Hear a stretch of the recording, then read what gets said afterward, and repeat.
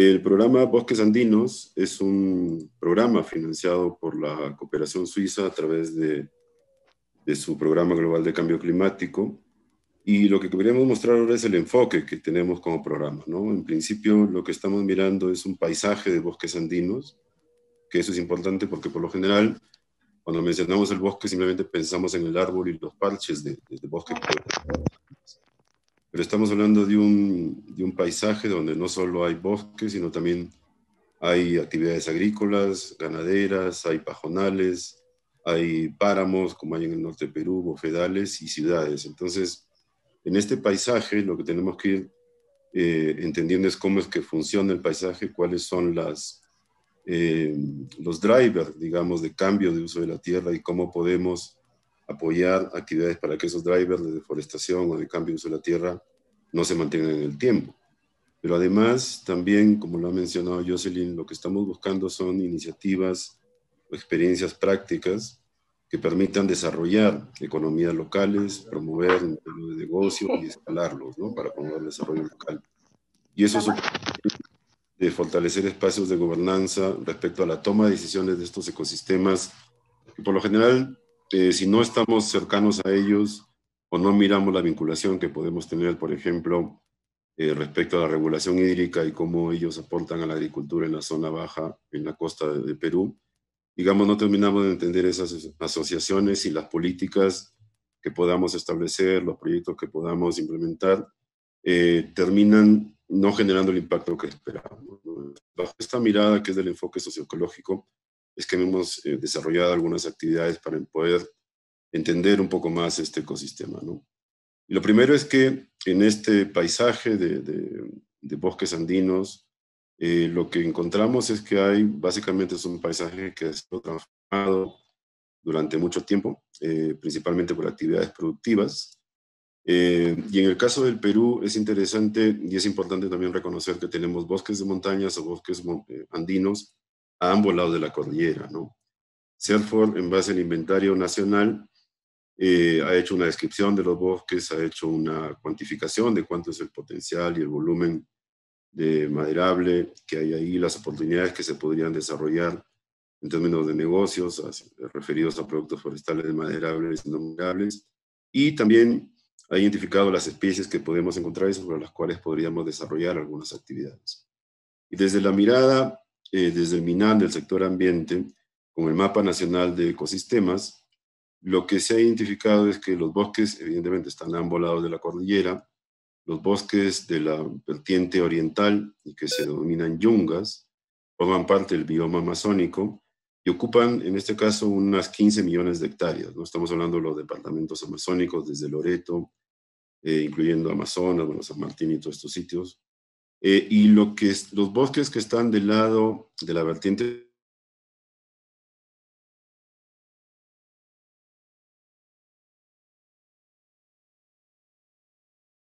170.000 hectáreas, con lo cual podemos dimensionar la presión que hay sobre estos espacios y la necesidad de implementar actividades tanto de protección, restauración y de uso sostenible. Y en términos generales, encontramos estos bosques en 19 de los departamentos que tenemos en el país. De las evaluaciones que han hecho, los bosques los bosques de montaña, el género principal es el género Polilepis, son los que alcanzan mayor altitud, y son indicadores también de cambio climático, porque en las montañas se entiende que por efecto del cambio climático la línea de temperatura va a ir subiendo y entonces estos bosques se pueden ir desplazando y van a ir colonizando otros espacios. Eso también nos debería hacer o tener mucho más cuidado respecto a cómo es que tenemos que manejar estos bosques en el largo plazo, porque esa misma dinámica genera una heterogeneidad respecto a las intervenciones que tendríamos que tener ahí. Y eso implica una mayor presión sobre el bosque, se van perdiendo recursos genéticos, es decir, especies que podrían crecer mucho más rápido o otras especies de los bosques andinos que podrían generar frutos de mayor calidad, se van perdiendo justamente por esa presión y hay un tema allí que tenemos que ir trabajando desde el lado de la investigación. Por otro lado, en relación a los impactos que se vienen generando de los proyectos en los bosques andinos, es evidente que estos proyectos tienen que estar ahora vinculados directamente con los ODS, con los Objetivos de Desarrollo Sostenible. Y para el caso de las montañas en general, donde se ubican estos bosques, es importante tener en cuenta algunos ODS, ¿no? ODS vinculados, por ejemplo, a pobreza, a seguridad alimentaria, a resiliencia con el cambio climático. Porque si no atacamos estos ODS bajo esta lógica de desarrollo sostenible, evidentemente cualquier acción que hagamos ahí no va a generar un impacto directo o un beneficio directo sobre las poblaciones que ahí se tienen, ¿no? Entonces, en términos generales, lo que se tendría que promover son prácticas vinculadas a mantener la vegetación para la regulación hídrica. De esto hay varios proyectos que se vienen trabajando, varias iniciativas en diferentes partes del país, vinculadas, por ejemplo, a fondos de agua, o tanto para el sector saneamiento como juntas de usuario, que lo vamos a ver un poquito más adelante. Hay muchos proyectos de reforestación que se están planteando, pero hay que tener cuidado respecto a cómo esos proyectos de reforestación o el aprovechamiento forestal que se haga de estas plantaciones no genere un impacto sobre los procesos hidrológicos. Y luego hay un aspecto clave que no se está mirando mucho, es todo el tema de las prácticas agroforestales, ¿no? Todos los productores agropecuarios que hay en las partes altas siempre están dentro de sus predios, tienen áreas agrícolas de pastoreo, pero también áreas de bosque o bosques alrededor de las áreas agrícolas, con lo cual esos árboles que están ahí también generan un beneficio y hay que ampliar esas prácticas agroforestales. En el caso de Perú, en general, los bosques andinos, lo que se muestra ahí en este mapa es para que ustedes tengan una idea.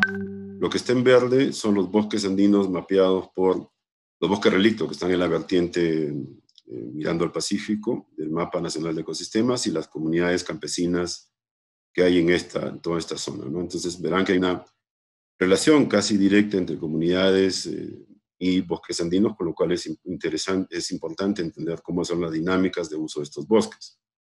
En algunas evaluaciones que se han hecho, lo que va quedando claro es que el bosque en principio es afectado por el tema de pastoreo, recolección de leña, actividades agrícolas e incendios forestales. Sin embargo, a pesar de que en términos generales los incendios, digamos, si uno mira la intensidad de estos, que son relativamente pequeños en relación a esta lista de impactos directos sobre los bosques, tienen un mayor impacto en términos de superficie. Y hay todo un tema que tiene que ver con el tema de prevención, temas que viene trabajando CERFOR y MINAM, pero hay un tema adicional que no se viene todavía trabajando mucho, que es el tema de la restauración. Por otro lado, el costo de oportunidad para mantener estos bosques por parte de las poblaciones es reducido, entonces es necesario promover mayores modelos de negocio respecto a estos bosques para que puedan generar un aporte adicional a la economía local, ¿no? Y si bien es cierto que las poblaciones reconocen que los árboles son fuente de leña, es evidente entonces que hay que promover, por ejemplo, vamos a llamarlo plantaciones energéticas o ir restaurando con algunas especies que puedan servir de fuente de leña para abastecer a estas poblaciones que por otro lado es un poco complicado que puedan, por ejemplo, acceder a comprar un balón de gas que tiene un costo mucho más elevado, ¿no? Y evidentemente también hay que proteger todos estos bosques que son fuentes de agua para algunas ciudades, por ejemplo, de importancia. En relación a las sinergias entre adaptación y mitigación, un tema interesante es que varias de las evaluaciones que se han hecho a nivel de país han encontrado que del carbono total que hay en estos bosques, entre el 70 y el 90% se encuentra almacenado en los suelos, porque evidentemente a menor temperatura los procesos de mineralización son más lentos y el carbono se queda almacenado ahí, pero que es liberado cuando se de la tierra. Entonces, en esta perspectiva de tener bosques hay que mirar también esta conectividad que de una u otra manera está mirando ahora el programa, la plataforma macrorregional de bosques del norte, que ahora tiene una mirada más hacia los bosques de la costa, pero que también, si uno mira desde Piura hasta La Libertad, hay una cadena de montañas, una cadena de bosques que tiene que ser protegida, ¿no? Muchos de estos bosques se han ido protegiendo a través de diferentes alternativas y especialmente promovida y incentivada desde las comunidades campesinas, estableciendo áreas de conservación privada. donde también se vienen promoviendo algunas actividades económicas. Entonces, nuevamente, es un tema de conservación, más que conservación, es protección, es restauración y es uso sostenible de estos espacios, pero otra vez con esta mirada de conectividad. Oportunidades de financiamiento, hay una iniciativa que hay en Colombia que se llama Banco 2, que es un esquema PCA de carácter voluntario, que lo que hace es dar un incentivo a través de una compensación de carbono y también por compensaciones ambientales, que está regulado por el marco normativo en Colombia. Se generan un fondo que es otorgado directamente a los propietarios de los predios. En este momento, en el caso de Perú, se está ya promoviendo un piloto en San Martín Ucayali para repetir esta experiencia y nuevamente trabajando con productores agroforestales y desde el programa Bosques Andinos estamos viendo de ampliar esa intervención, ese piloto hacia algunas regiones del país, especialmente a Purímac y Piura. Por otro lado, estos bosques también, estos ecosistemas sirven de insumo y de lecciones aprendidas para los mecanismos de retribución por servicio ecosistémico hídrico. Hay una experiencia con las juntas de usuarios de riego, en el caso de Piura, que son bien interesantes, una con el Fondo del Agua Quirós, está el Forastanta, donde están involucrados directamente el gobierno regional y la Autoridad Nacional del Agua, en el marco del Consejo de Recursos Hídricos. Y en el Fondo del Agua Quirós, Chira Quirós, lo que es interesante mirar ahí es cómo este fondo y estos aportes que hace la Junta de Usuarios es complementado con los aportes de los municipios.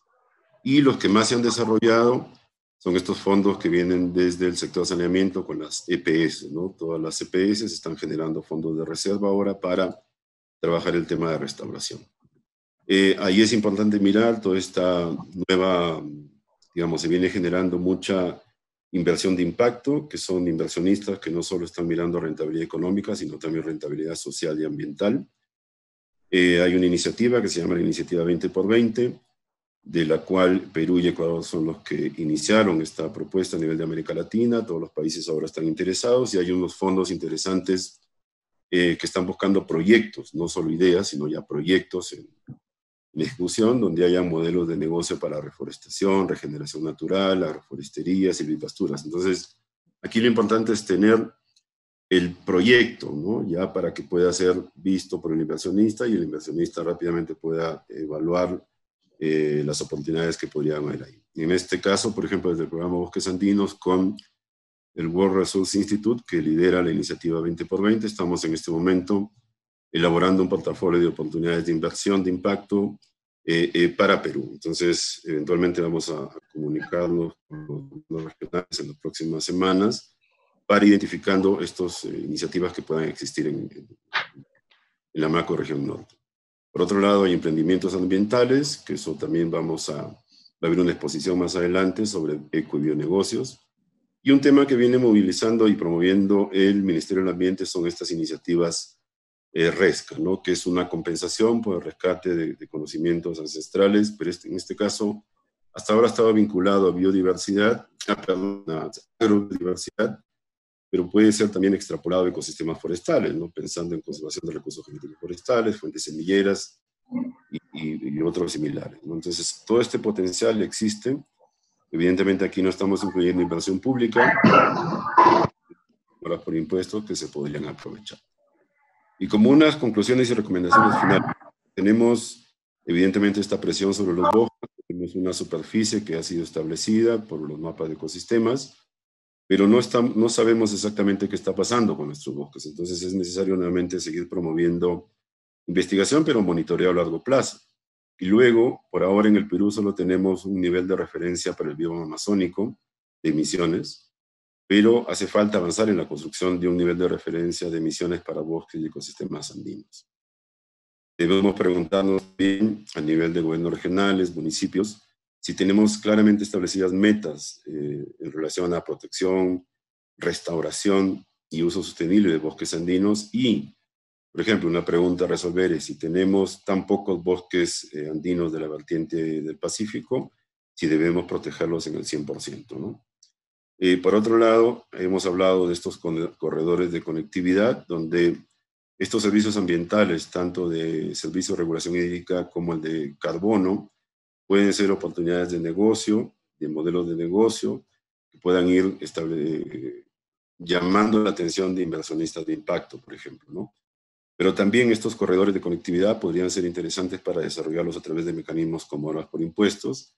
Es algo que hasta ahora no se ha podido avanzar mucho y que depende también en gran medida de los compromisos que puedan tener los gobiernos regionales y los municipios que tienen fondos a esto.